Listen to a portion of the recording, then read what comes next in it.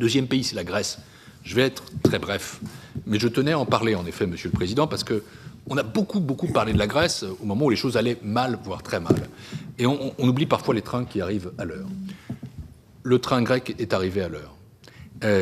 La Grèce fait une entrée tout à fait réussie dans le semestre européen. Son projet de budget pour 2019 prévoit de dégager un excédent primaire de 3,5% du PIB. Il a été jugé conforme à nos règles. La croissance reprend en Grèce à un niveau qui devrait atteindre probablement 2,3% cette année. Des créations d'emplois sont de retour. Et le fait d'avoir dégagé cet excédent primaire nous a permis d'éviter des coupes dans les retraites qui a été prévues pour 2019, qui aurait représenté une baisse de 14% du niveau des retraites pour 1,4 million de retraités grecs. La Commission européenne et moi-même, nous avons toujours estimé que ces coupes étaient inutiles, à la fois pour la soutenabilité du système de retraite grec et pour le financement du programme. Nous le constatons.